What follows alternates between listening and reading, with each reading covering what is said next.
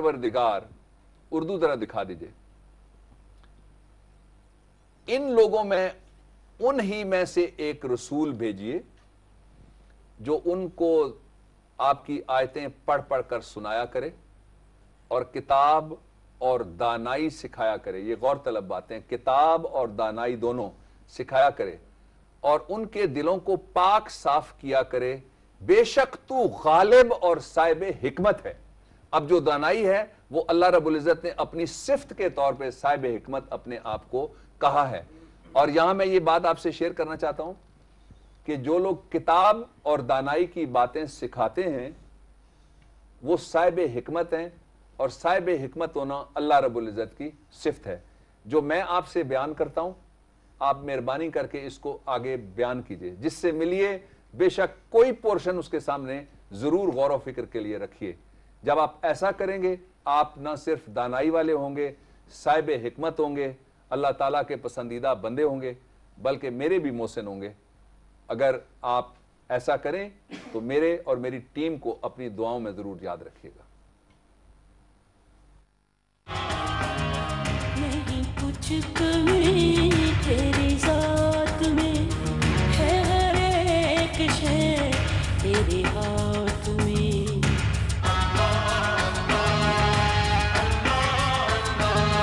नहीं कुछ कमी तेरी ज़ात में है, हर एक शय तेरे हाथ में।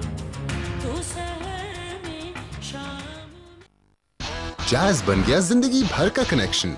आज ही किसी भी मालियत का बैलेंस लोड करके शामिल हो जाएं जैज लाइफ टाइम वैलिडिटी में और सिर्फ एक कॉल या एसएमएस से एंजॉय करें अपना जैज लाइफ टाइम कनेक्शन और बैलेंस जो कभी एक्सपायर ना हो। जैज, अब जिंदगी भर खुल के बाद।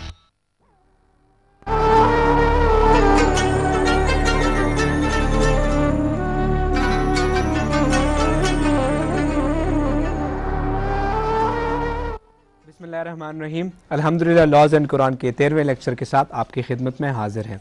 मारूफ स्कॉलर और आइनी और कानूनी उमूर के माहिर डॉक्टर बाबर अमान साहब को प्रोग्राम में खुशामदीद कहते हैं। ख़वातीन हज़रात, आज का lecture doctrine of Islamic criminal laws के सिलसिले का 4th लेक्चर है और प्रोग्राम के आगाज़ में कुरान की दुनिया में डॉक्टर साहब के साथ चलते हैं। जी डॉक्टर साहब। जी ज़रूर। जिस तरह मैं हर दफ़ा कहता हूँ कि इस सिलसिले का मकसद ये है कि हमें मालूम हो कि दुनिया में कुरान हकीम पे मुस्लिम और गैर मुस्लिम दुनिया के अंदर कितना काम हो रहा है। आज जो मैं आपको दिखा रहा हूँ वो कुरान हकीम की ट्रांसलेशन है, वो टर्किश लैंग्वेज के अंदर हुई और इसको करने वाले 6 लोग हैं। पहले हैं अल-मलाली हमदी याज़र, दूसरे हैं सुलेमान अटेस, तीसरे हैं एडप युक्सेल और चौथे हैं यासिर नूरी ऑस्टर्क, 5वें हैं अली बुल्काक और छठे हैं दियानत इज़लेरी बस्कालगिक। उनका जो असल इशू है वो ये है कि जो टर्किश लैंग्वेज है उसके अंदर बहुत सारी यूरोपियन ज़ुबानों और जो बल्कान की रियासतें हैं उनकी ज़ुबानों के अंदर भी जो अल्फाज पाए जाते हैं वो टर्किश लैंग्वेज उसका मजमुआ है। उर्दू में भी टर्किश लैंग्वेज के बेशुमार अल्फाज हैं। तो इस तरह से ये एक बहुत बड़ी ज़ुबान है जिसके अंदर टर्किश लैंग्वेज के अंदर ये 6 मारूफ ट्रांसलेशन कुरान हकीम की वक्तन फ़वक्तन होती रही हैं। बहुत शुक्रिया डॉक्टर साहब। और ख़वातीन हज़रात, यहाँ पे हम एक ब्रेक लेते हैं और ब्रेक के बाद लेक्चर के जानिब बढ़ेंगे। हमारे साथ रहिएगा।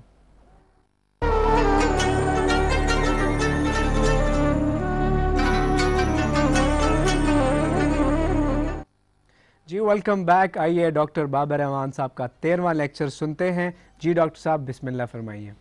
बिस्मिल्लाहिर्रहमानिर्रहीम। ये लेक्चर भी हिस्सा है इस्लामिक क्रिमिनल लॉज की डॉक्ट्राइन का, जिसके ऊपर मैं बात कर रहा हूँ गुज़श्ता 3 हफ्तों से। आज जो मौजू है वो ऑब्लिगेशन ऑफ टेस्टिमनी, गवाही देने की ज़िम्मेदारी क्या है और जो सच्ची गवाही है उसकी हैसियत क्या है कुरान में, उसकी अहमियत क्या है कुरान में और दूसरी इल्हामी किताबों में, और उसके साथ साथ जो दूसरे मज़ाहिब हैं उनमें, और पाकिस्तान समेत दुनिया के मुख्तलिफ मुल्कों के अंदर इस सच्ची गवाही के ऊपर जो कुरान हकीम ने कानून बनाया 1400 साल पहले, आज क्या कवानीन मौजूद हैं। ये मौजू होगा मेरा आपके साथ गुफ्तगू का। 2 बातें मैं इब्तदा में कह देता हूँ। पहली बात यह है कि सच्ची गवाही के लिए जो लफ्ज़ अल्लाह रब्बुल इज़्ज़त ने قرآن حکیم میں استعمال کیے وہ یہ ہیں کہ اس کے لیے پوری طاقت اور قوت اور ہمت کے ساتھ ڈٹ جاؤ، اسٹینڈ فرملی، غیر متزلزل ہو کے کھڑا ہونے کے لیے کہا گیا ہے جب سچی گواہی کے لیے تم کھڑے ہو جاؤ، پہلی بات۔ دوسرا، جب سچی گواہی کے موضوع پہ بات ہو رہی تھی تو حضور اکرم صلی اللہ علیہ وآلہ وسلم کے علاوہ دوسرے نبیوں کی بھی مثالیں دی گئیں قرآن حکیم میں۔ ایک، اس کے ساتھ ساتھ جو انسانی دنیا کے اندر ہونے والے جرائم ہیں ان کی مختلف نوعیتیں اور ان کی مختلف قسمیں، ان کے اوپر بھی بات کی گئی۔ اور تیسرا، جو دنیا داری کے حوالے تھے وہ دنیا داری کے خواہ رشتوں کے حوالے ہوں، خون کے رشتوں کے حوالے ہوں یا برادری کے حوالے ہوں، وہ حوالے بھی قرآن حکیم نے ڈسکس کیے۔ ایسا کیوں ہے کہ قرآن حکیم جب ہم کھول کے پڑھتے ہیں تو کبھی وقت کی قسم ہے، کبھی زمانے کی قسم، کبھی درخت کا ذکر، کبھی موسموں کا ذکر؟ ایسا کیوں ہے؟ اس لیے کہ قرآن حکیم ایک ایسی کتاب اللہ رب العزت نے میرے اور آپ کے لیے سارے جہانوں اور زمانوں کے لیے بھیجی جو انسانوں کے لیے، اس لیے اس کو کھولنے کی ضرورت ہے۔ میں ہمیشہ کہتا ہوں، آج پھر عرض کر رہا ہوں کہ اس کو ترجمے کے ساتھ، اردو میں ہو انگریزی میں ہو، کھول کے دیکھیے، آپ کو وہ سارے معنی جو جہاں نظر آ رہے ہیں وہ سارے آپ پہ کھلنا شروع ہو جائیں گے۔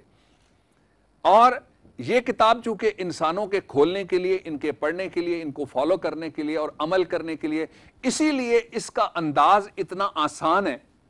بظاہر عربی میں ہمیں مشکل لگتی ہے، لیکن اس کے بیان کا طریقہ اور کمیونیکیشن کا میتھڈ اللہ رب العزت کی گفتگو کا اتنا آسان ہے کہ اس میں آپ ایک دفعہ دلچسپی لینا شروع کریں تو جس طرح لوگ کہتے ہیں نا جی کہ کمپیوٹر خود سکھاتا جاتا ہے آپ کو کہ آپ اس کو آن کریں تو اگلے مرحلے کمپیوٹر جو ہے وہ آپ کو خود ٹیکنیکس بتاتا جاتا ہے، اسی طرح سے قرآن حکیم کو اگر آپ ہاتھ لگائیں گے تو یہ اپنے دروازے خود، اور علم کے دروازے خود، اور حکمت کے دروازے خود اپنے سننے، پڑھنے، دیکھنے، جاننے، بوجھنے، سیکھنے اور سکھانے والوں پہ کھولتا جاتا ہے۔ آغاز کرتے ہیں سورہ البقرہ ورس نمبر 140، سورہ البقرہ ورس نمبر 140۔ آج ربیع الاول مبارک کی 24ویں تاریخ ہے، اور یہ چونکہ مہینہ حضور اکرم صلی اللہ علیہ وآلہ وسلم کی اس جہان رنگ و بو میں آمد کا مہینہ ہے،